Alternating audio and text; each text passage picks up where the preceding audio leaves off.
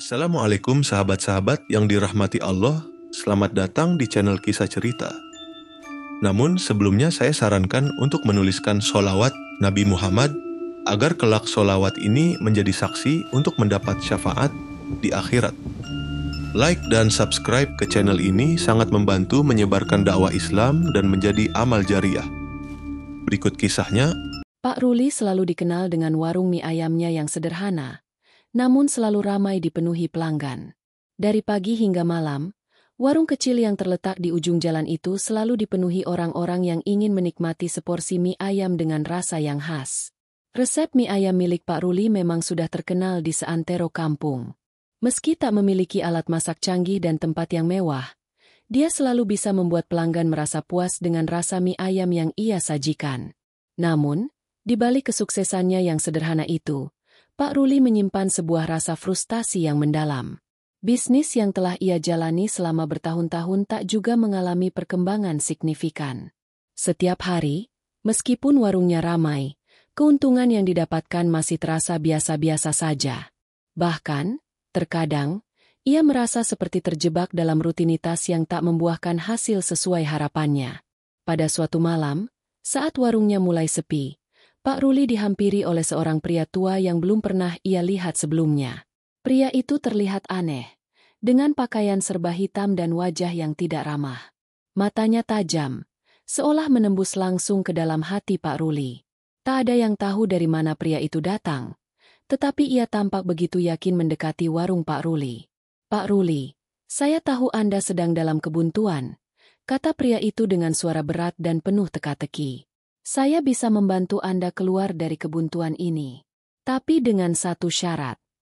Pak Ruli yang merasa penasaran dan sedikit terkejut, hanya bisa menatap pria itu dalam diam.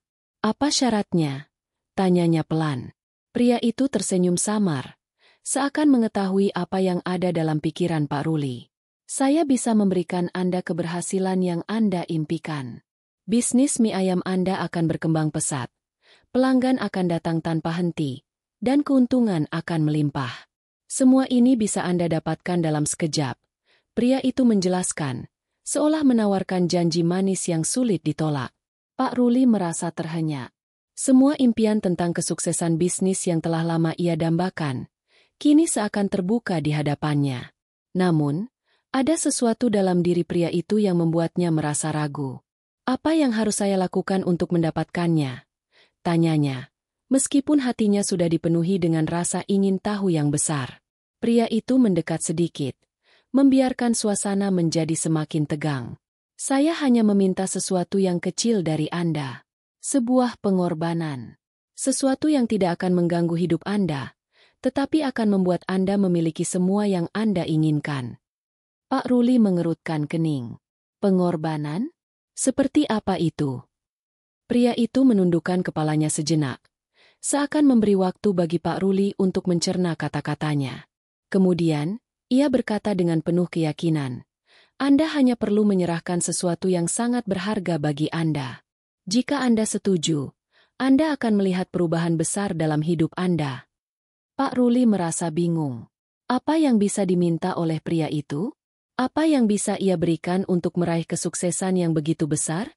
Namun, di balik kebingungannya, ada hasrat yang mendalam untuk mengubah nasibnya. Ia selalu merasa bahwa keberuntungan tidak berpihak padanya. Kini, dengan janji yang terbungkus dalam kata-kata pria misterius itu, ia merasa terpaksa untuk mengambil kesempatan ini. Akhirnya, dengan hati yang penuh pertanyaan, Pak Ruli berkata, "Baiklah, saya setuju. Apa yang harus saya lakukan?" Pria itu tersenyum puas, lalu berkata, "Jangan khawatir, semua akan berjalan sesuai rencana. Saya akan kembali dalam beberapa hari untuk memastikan semuanya berjalan dengan baik." Dengan itu, pria itu berbalik pergi begitu saja, meninggalkan Pak Ruli yang masih berdiri bingung di depan warung mie ayamnya. Tak ada yang tahu apa yang baru saja terjadi. Semua yang ada hanyalah perasaan bingung dan cemas yang menghantui hati Pak Ruli. Namun, saat ia memikirkan janji kesuksesan yang telah dijanjikan pria itu, ia merasa sedikit tenang. Mungkin inilah jalan yang selama ini ia cari. Selama beberapa hari setelah pertemuannya dengan pria itu, warung Pak Ruli mulai terlihat berbeda. Keberuntungan seolah berpihak padanya. Pelanggan datang berbondong-bondong, lebih banyak dari biasanya. Bahkan, ada beberapa pelanggan baru yang membawa teman-temannya. Bisnis mie ayam Pak Ruli semakin berkembang, dan keuntungan pun semakin melimpah. Namun, di tengah kesuksesan yang diraihnya, ada sesuatu yang mulai berubah dalam dirinya. Pak Ruli merasa bahwa setiap malamnya, suasana warungnya menjadi semakin aneh. Seperti ada yang mengawasinya, atau ada sesuatu yang tak terlihat yang terus mengintai. Saat malam menjelang, ia merasa gelisah dan takut, namun perasaan itu selalu ia sembunyikan. Hari-hari berlalu dengan cepat, dan keuntungan warung mie ayam Pak Ruli semakin melimpah. Namun, di balik semua itu, Pak Ruli mulai merasakan ada yang tak beres.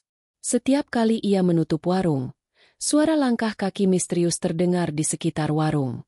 Kadang-kadang, ia melihat bayangan di sudut mata, tapi saat menoleh, tak ada siapa-siapa. Perasaan tidak nyaman itu semakin hari semakin menghantuinya. Suatu malam, setelah semua pelanggan pergi, Pak Ruli memutuskan untuk menunggu dan melihat apakah suara-suara itu benar-benar ada. Ia duduk di belakang warung, bersembunyi di balik rak kayu. Hatinya berdebar, takut jika apa yang ia rasakan benar. Suara langkah kaki yang semakin jelas terdengar, dan semakin lama, semakin dekat. Namun, begitu Pak Ruli menoleh, tidak ada apa-apa. Ia mulai merasa seperti ada sesuatu yang sedang mengawasinya, sesuatu yang datang dari dunia lain. Begitu banyaknya kekayaan yang ia peroleh, semakin dalam pula Pak Ruli terjerat dalam dunia yang gelap ini. Namun, ia merasa terperangkap. Keputusan yang ia ambil, meskipun tampak menjanjikan, telah membawa kehidupan yang tak pernah ia bayangkan sebelumnya. Sampai di sini, Pak Ruli masih bertanya-tanya tentang apa yang sebenarnya terjadi. Akankah janji pria itu menjadi kenyataan atau justru menghancurkan hidupnya? Perasaan takut yang semakin mendalam hanya membuatnya merasa semakin terperangkap dalam keputusannya. Setiap malam, suara-suara aneh itu semakin jelas terdengar, dan semakin lama, Pak Ruli merasa tak bisa melarikan diri dari keputusannya yang sudah diambil. Seminggu telah berlalu sejak pertemuannya dengan pria misterius itu, namun perasaan takut yang melingkupi Pak Ruli semakin kuat. Setiap malam, saat ia menutup warung mie ayamnya, ada perasaan gelisah yang terus menghantuinya. Seperti ada sesuatu yang tak terlihat mengawasi setiap langkahnya. Bahkan, suaranya menjadi lebih jelas. Sebuah suara langkah kaki yang selalu datang dari arah yang tak bisa ia tentukan. Terkadang suara itu terdengar begitu dekat, hingga Pak Ruli bisa merasakannya di belakangnya. Namun, saat ia menoleh, hanya kegelapan yang menyambutnya. Meski begitu, bisnis mie ayamnya terus berkembang dengan pesat. Pak Ruli kini bisa melihat perubahan yang begitu mencolok. Pelanggan semakin banyak, dan keuntungan yang ia peroleh jauh melebihi harapannya. Bahkan, warung kecilnya kini tampak seperti sebuah restoran besar. Keberhasilan ini seperti datang begitu cepat, hampir seolah tanpa usaha yang berarti. Namun, kebahagiaan yang seharusnya ia rasakan justru terbungkus dalam kecemasan. Setiap kali ia melihat uang yang menumpuk di meja, Pak Ruli merasa ada sesuatu yang tidak beres. Kehidupan baru yang ia jalani kini dipenuhi dengan kegelapan yang perlahan merayapi dirinya. Pada suatu malam, setelah warungnya tutup, Pak Ruli merasa tak bisa lagi menunggu. Ia memutuskan untuk menemui pria misterius yang telah memberikan janjinya tentang kekayaan. Tentu saja, ia masih merasa ragu dan takut, tetapi hasrat untuk mengetahui lebih jauh tentang apa yang sebenarnya terjadi jauh lebih kuat. Apakah pesugihan yang ia jalani benar-benar membawa berkah? Ataukah itu hanyalah ilusi yang kelak akan menghancurkan hidupnya? Pak Ruli pergi ke tempat yang sama di mana ia pertama kali bertemu dengan pria itu, di ujung jalan yang sepi. Ia berdiri di bawah pohon besar yang biasa menjadi tempat pertemuan mereka. Sudah larut malam, dan udara terasa dingin. Ketegangan di dalam dirinya semakin terasa saat ia menunggu, menatap kegelapan yang mengelilinginya. Tak lama kemudian, pria itu muncul dari kegelapan. Wajahnya kembali tampak misterius, seolah-olah dia sudah menunggu kedatangan Pak Ruli. "Pak Ruli," suara pria itu dalam dan berat. "Saya tahu Anda datang dengan banyak pertanyaan. Pak Ruli merasa tenggorokannya kering. Apa yang sebenarnya terjadi? Kenapa saya merasa ada yang aneh dengan semua ini? Tanyanya dengan suara gemetar. Pria itu tersenyum tipis. Senyum yang tidak memberikan kenyamanan. Keberhasilan Anda datang dengan harga yang harus dibayar. Setiap hal di dunia ini memiliki harga. Anda ingin kekayaan. Anda ingin kesuksesan. Tetapi harga itu datang dengan sesuatu yang lebih besar dari sekadar uang. Pak Ruli menelan ludahnya. Merasa semakin takut. Apa yang saya bayar? Apa yang harus saya lakukan? Pria itu mengangkat tangan, menenangkan Pak Ruli. Tidak perlu panik. Semua ini sudah diatur. Anda hanya perlu menerima kenyataan bahwa dunia ini tidak selalu seperti yang Anda bayangkan. Kekayaan itu datang dengan pengorbanan, dan pengorbanan Anda belum selesai. Pak Ruli merasa ada yang sangat ganjil dengan penjelasan pria itu. Pengorbanan? Apa maksudnya? Apa yang harus saya korbankan? Pria itu berjalan mendekat dan menatap Pak Ruli dengan tatapan tajam, seolah menembus langsung ke dalam dirinya. Setiap malam, suara yang Anda dengar itu adalah pertanda. Pertanda bahwa Anda semakin dalam terjerat dalam perjanjian ini. Anda sudah menyerahkan sesuatu yang berharga, Pak Ruli. Sesuatu yang sangat penting bagi Anda, dan Anda tidak bisa mengambilnya kembali. Pak Ruli terkejut. Apa yang saya serahkan? Saya tidak merasa ada yang hilang dari hidup saya selain ketenangan.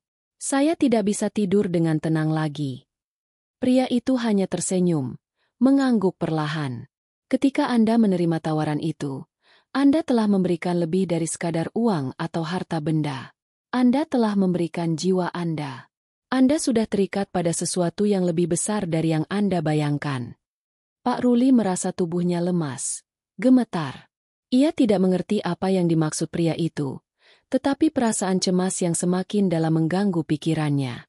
Jadi, apa yang harus saya lakukan sekarang? Tanyanya, hampir putus asa. Pria itu hanya mengangkat bahu. Tidak ada yang bisa Anda lakukan selain menjalani jalan ini. Anda sudah terperangkap dalam takdir yang Anda pilih.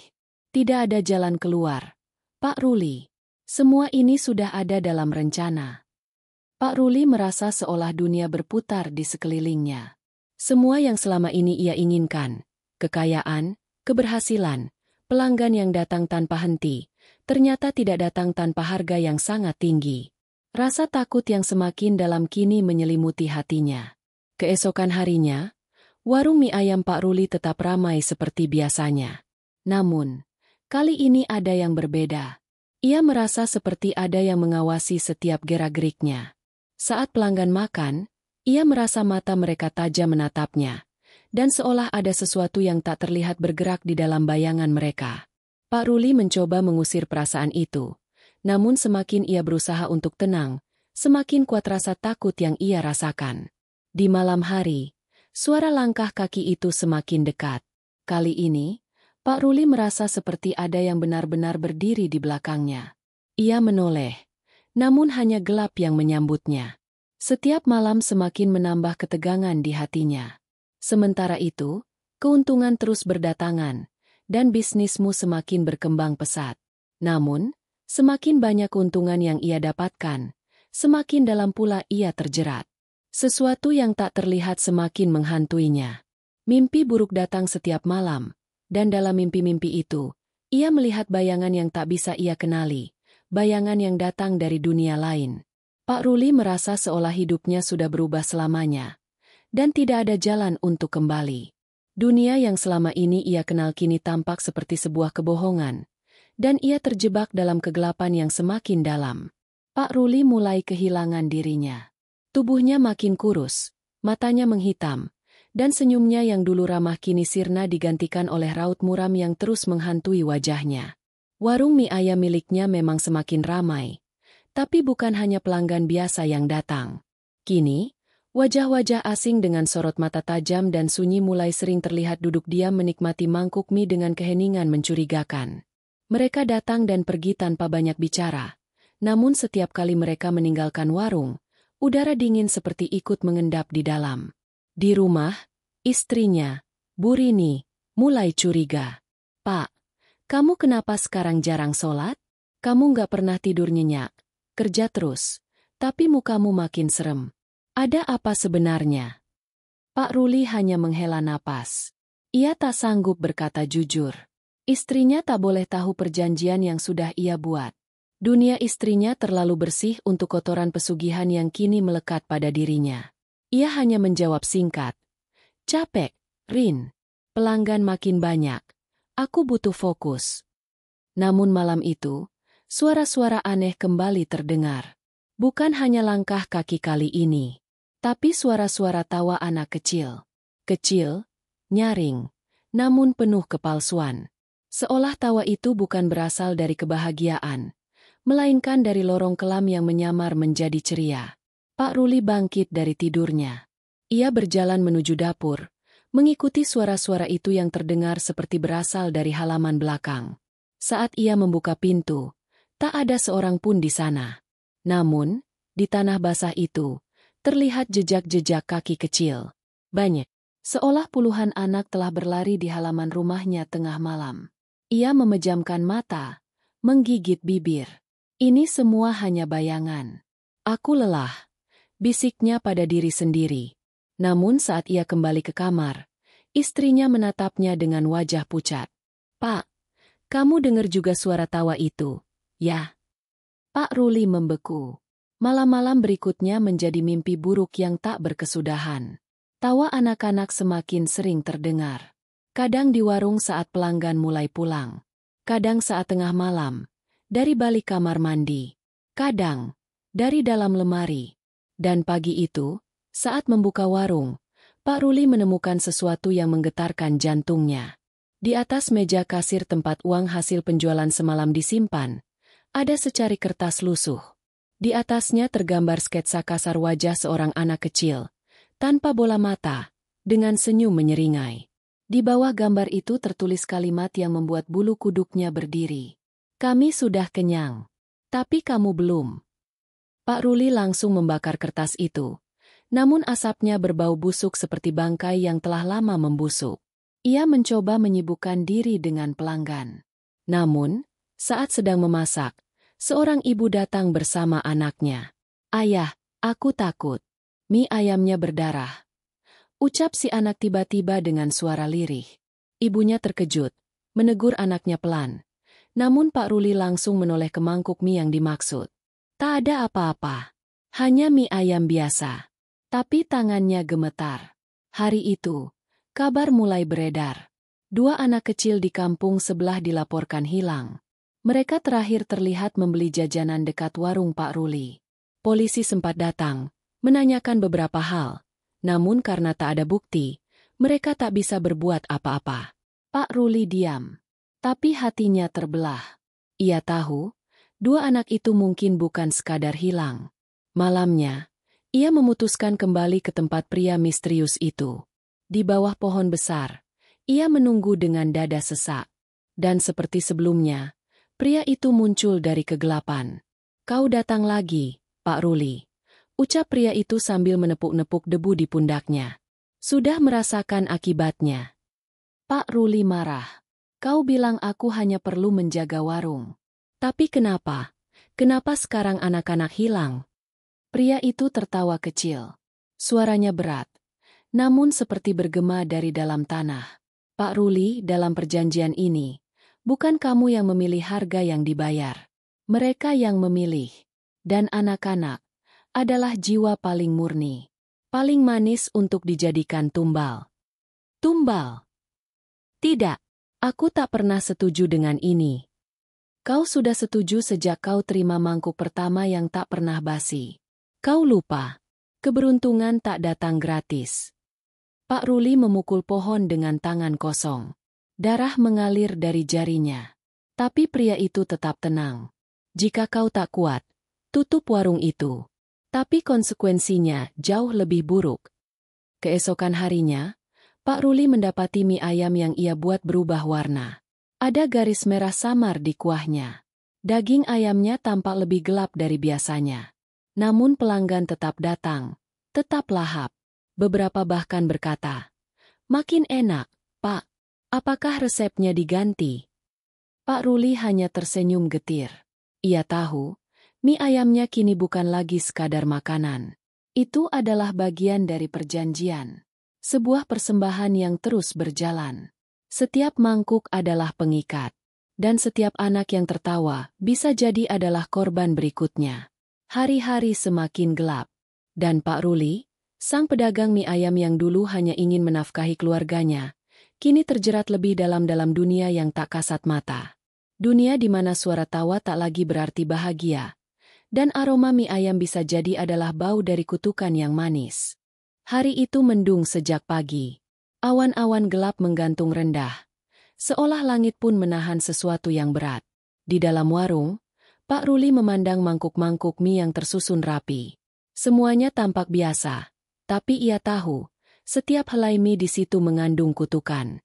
Setiap tetes kuahnya membawa kesuraman yang tak kasat mata. Di tengah hiruk-pikuk pelanggan yang datang dan pergi, sosok kecil tiba-tiba berdiri di depan pintu.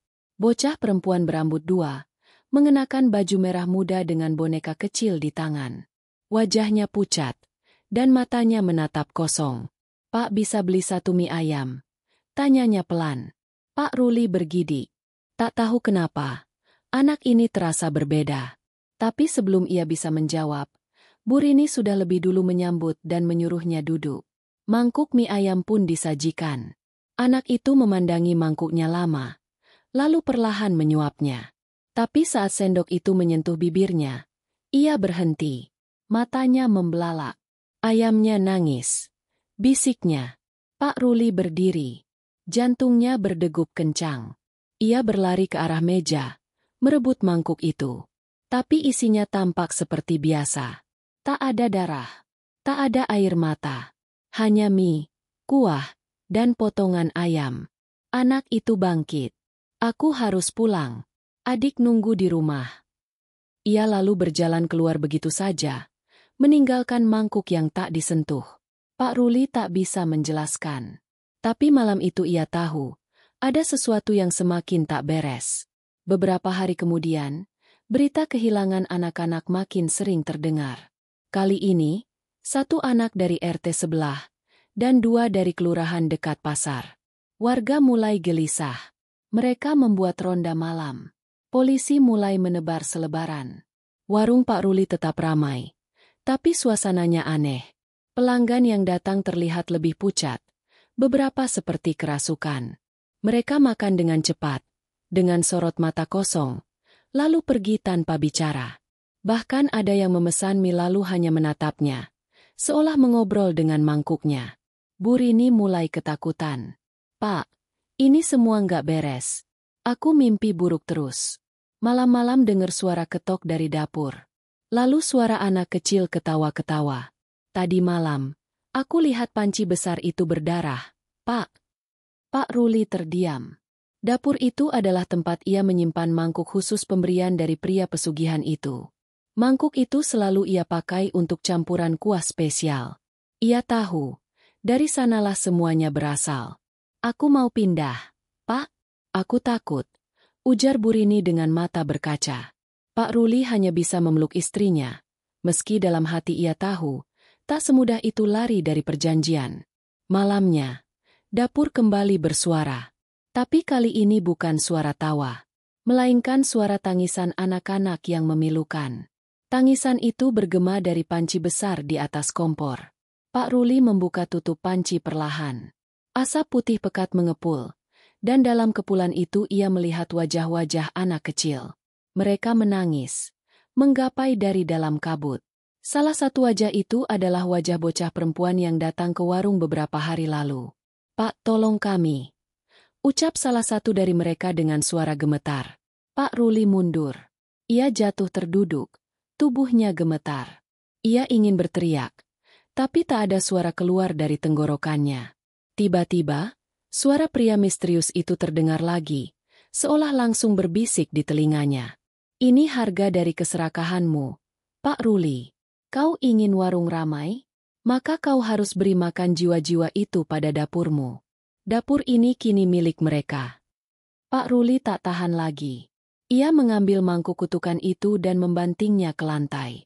Tapi mangkuk itu tak pecah. justru lantai yang retak. Dan dari celah retakan itu, muncul darah hitam yang mengalir pelan.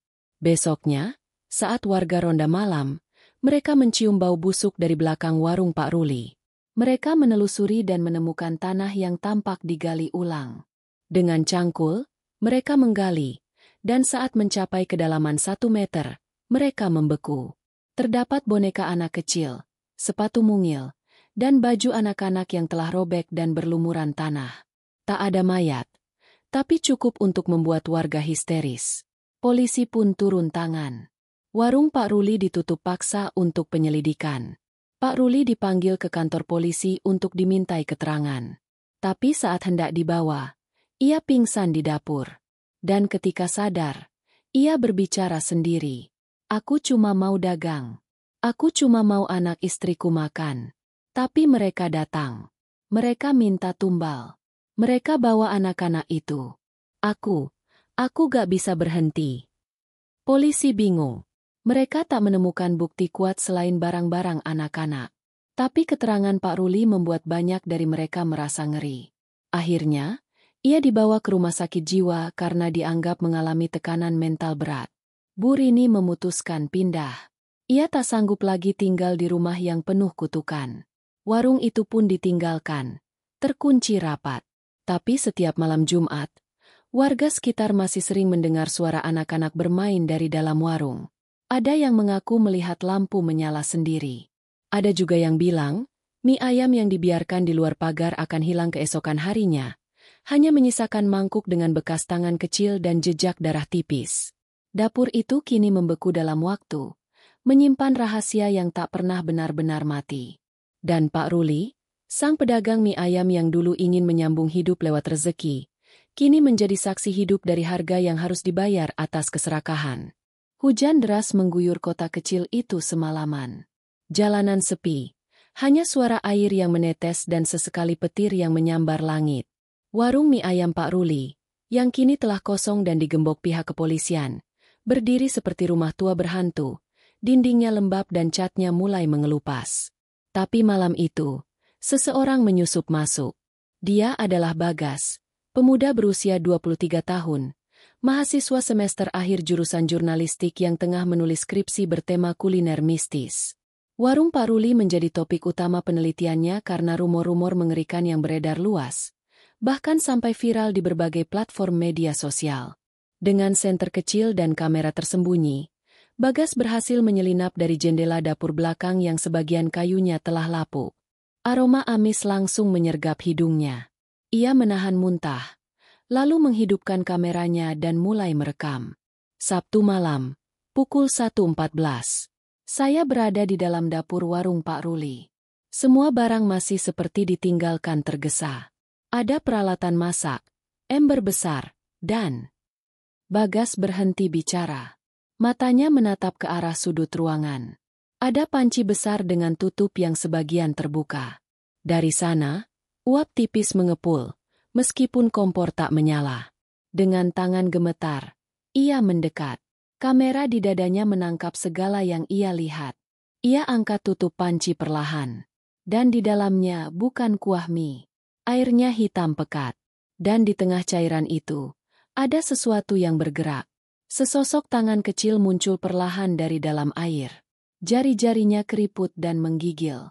Mata Bagas membelalak saat melihat wajah anak kecil muncul. Matanya putih polos, mulutnya bergetar. "Tolong aku, keluarkan aku dari sini." Bagas menjerit dan mundur. Tapi suara lain menyusul dari dalam panci. Ratusan suara anak-anak, bergema serempak, merintih, menangis, memohon. Kamera di dadanya jatuh ke lantai dan merekam semua itu dalam sudut miring. Tiba-tiba, lampu menyala sendiri. Kompor menyala. Api berkobar besar tanpa disentuh siapapun. Dan panci itu mendidih hebat. Air hitamnya muncrat ke lantai, menyebarkan bau amis yang menusuk dan darah yang kental. Bagas berlari keluar lewat dapur. Tapi pintu dapur kini tak terbuka. Ia menoleh dan mendapati bayangan Pak Ruli berdiri di ujung ruangan. Matanya kosong, kulitnya pucat, tubuhnya seperti tak bernyawa. "Kamu mau tahu ceritanya?" Suara Pak Ruli lirih tapi jelas. Bagas hanya bisa mundur. Napasnya memburu. Tapi pria itu melangkah makin dekat. Aku gak pengen begini. Aku cuma mau dagang. Tapi mereka terus minta, tiap Jumat Kliwon. Mereka datang. Bawa wajah-wajah baru, anak-anak baru. Kalau aku tolak, aku yang mati. Kalau aku kasih, mereka janji bakal bawa lebih banyak pembeli. Dan itu berhasil, warungku rame. Tapi, aku harus masak mereka. Pak Ruli memegang pundak Bagas. Kamu sekarang bagian dari mereka. Mie ayam ini harus tetap hidup. Esok harinya, warga menemukan Bagas tergeletak di depan warung. Tubuhnya lemas, tak sadarkan diri. Kamera yang dibawanya ditemukan oleh petugas. Ketika video dalam kamera diputar, tak ada gambar apapun selain suara air mendidih dan tawa anak-anak kecil yang menggema. Bagas dilarikan ke rumah sakit. Setelah sadar, ia hanya diam. Matanya tak berkedip, bibirnya gemetar. Dan saat seorang perawat memberinya semangkuk bubur, ia melempar mangkuk itu dan berteriak, "Itu daging anak-anak. Jangan kasih aku makan itu." Orang tuanya menangis. Psikolog dipanggil. Tapi Bagas hanya mengulang satu kalimat setiap kali ditanya. Warung itu hidup. Mie ayamnya makan jiwa. Minggu pagi, kabar mengejutkan menyebar. Warung Pak Ruli tiba-tiba terbakar. Api menjilat seluruh bagian bangunan. Warga berdatangan, tapi tak berani mendekat.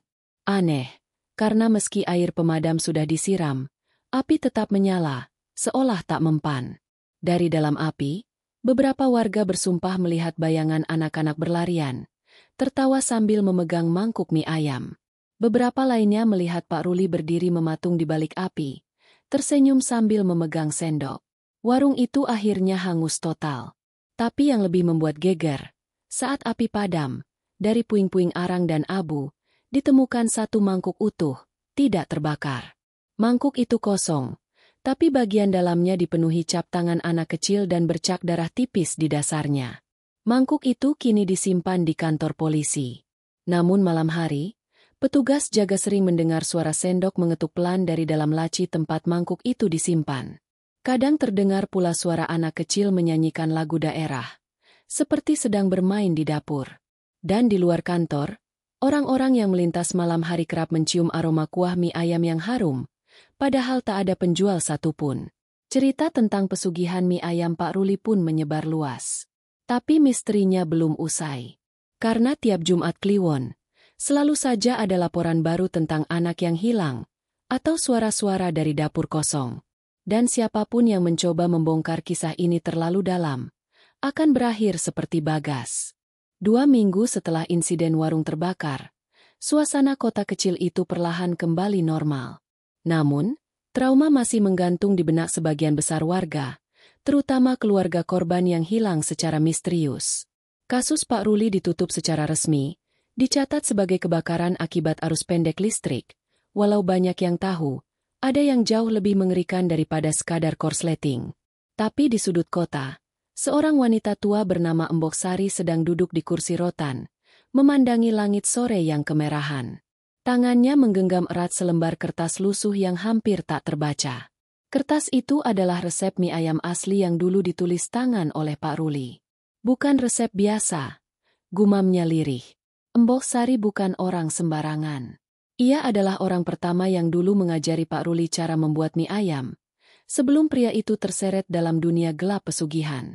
Ia juga yang memperkenalkan Ruli pada bumbu rahasia, namun bukan yang bersumber dari kegelapan. Beberapa hari sebelum warung itu terbakar, Ruli sempat datang padanya dengan mata memerah dan tubuh kurus kering.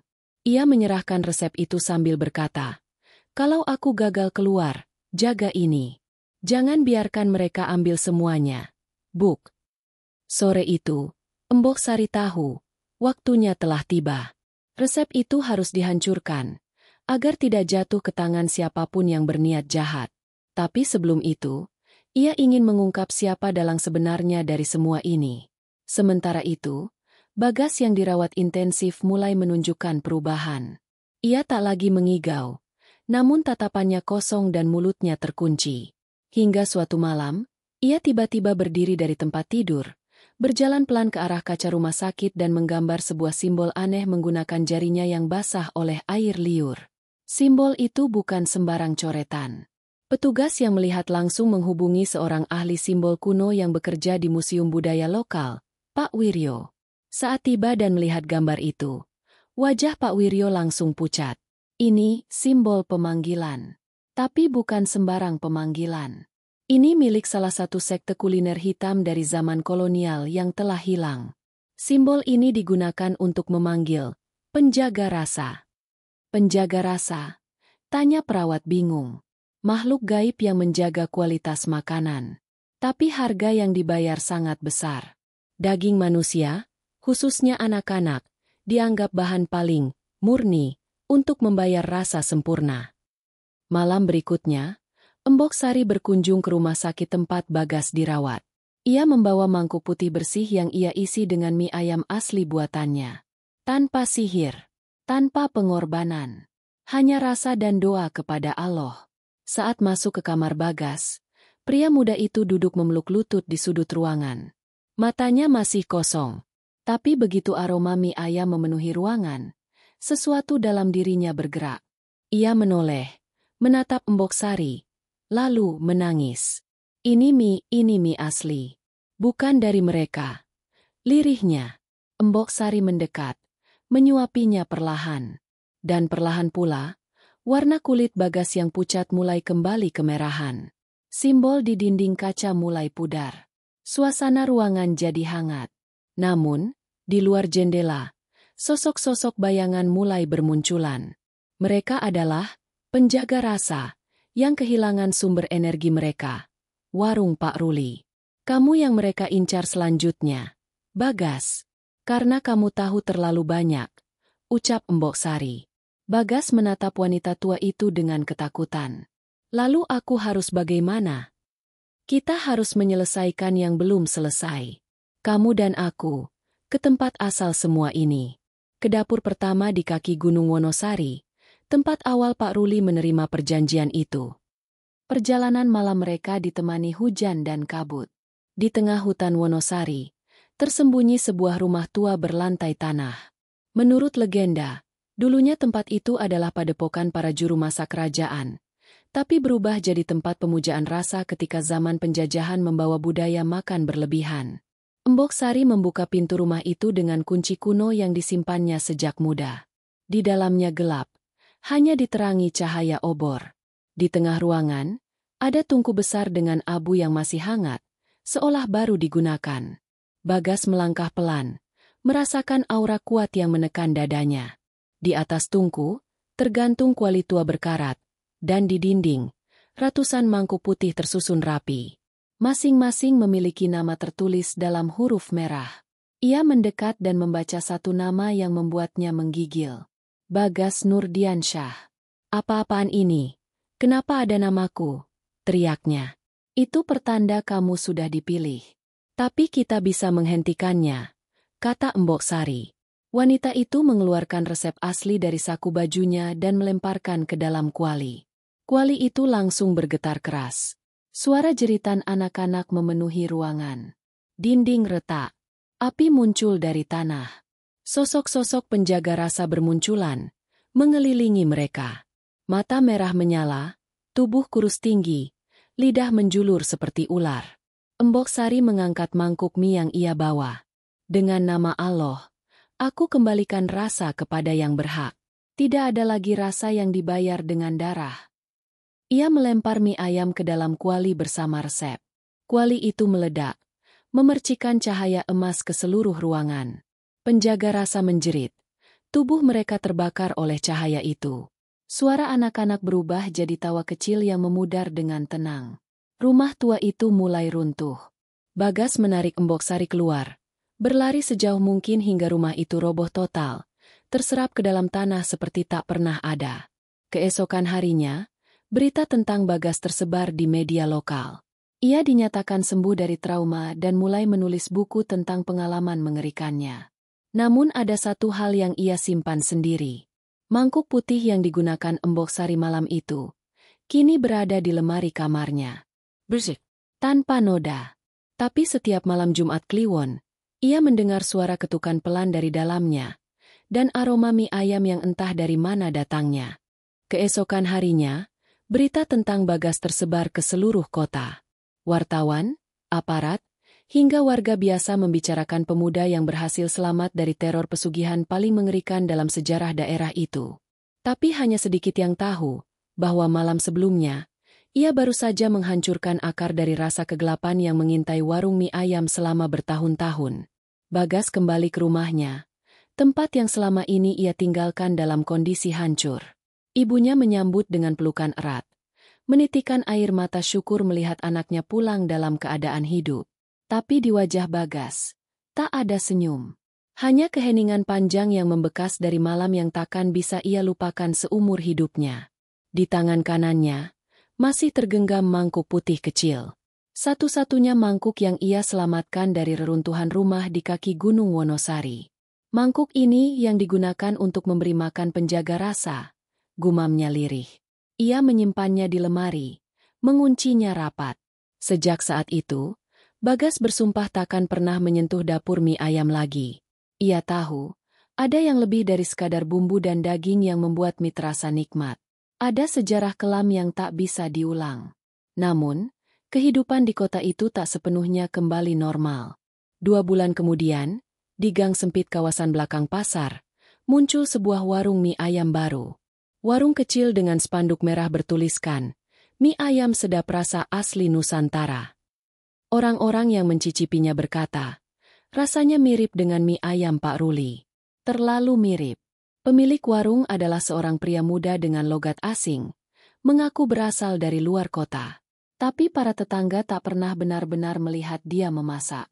Setiap pagi, mie dan kuahnya sudah siap, dan selalu ada suara-suara aneh dari dapur belakang ketika malam tiba.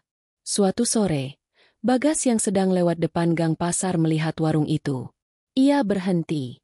Matanya tak lepas dari logo kecil di pojok spanduk, sebuah simbol yang sangat ia kenal. Simbol pemanggilan penjaga rasa. Sama persis dengan yang ia lihat di kaca rumah sakit. Tidak, ini belum selesai, gumamnya. Ia segera berlari ke rumah Mbok Sari, namun yang ia temukan hanyalah rumah kosong dan surat tertinggal di atas meja bambu. Bagas, jika kamu membaca ini, berarti rasa itu telah kembali melalui orang lain. Tapi ingat, selama masih ada yang tamak terhadap rasa sempurna, maka pintu mereka takkan pernah tertutup. Kamu adalah penjaga rasa terakhir. Bukan untuk melanjutkan, tapi untuk mengakhiri. Hancurkan warung itu sebelum semuanya terulang. Malam itu, Bagas berdiri di depan warung mie ayam baru dengan tubuh gemetar. Di dalam, ia mendengar suara tawa lirih seperti anak kecil, bercampur dengan denting mangkuk dan suara air mendidih. Ia membuka pintu pelan. Warung itu kosong, tak ada pelanggan, tak ada pelayan. Tapi aroma mie begitu kuat, membius penciuman dan pikiran. Ia melangkah ke dapur, dan yang ia lihat membuat lututnya hampir goyah.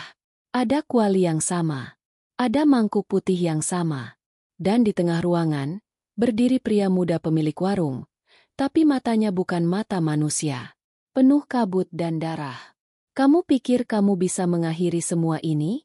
Ini bukan milik Pak Ruli.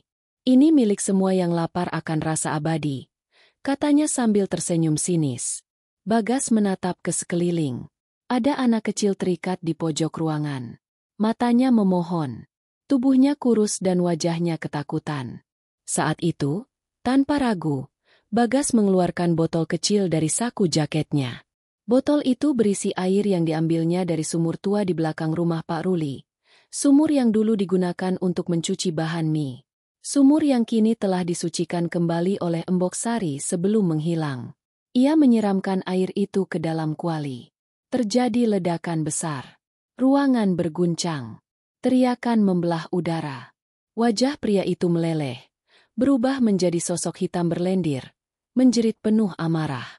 Bagas berlari menghampiri anak kecil, melepaskannya dari ikatan, lalu menariknya keluar secepat mungkin. Api melahap dapur. Seluruh warung runtuh dan menghitam, tak meninggalkan jejak apapun kecuali mangkuk putih yang mengambang di genangan air hujan. Keesokan harinya, Bagas kembali berdiri di depan rumahnya. Ia meletakkan mangkuk putih terakhir itu di atas tanah, memecahkannya dengan palu besi. "Cukup," ucapnya pelan. Dari kejauhan, terdengar suara ayam berkokok. Langit pagi cerah, dan untuk pertama kalinya, aroma mie ayam tak lagi menggoda dirinya. Warung mie ayam tak lagi berdiri di kota itu. Dan rasa sempurna, akhirnya membungkam untuk selamanya.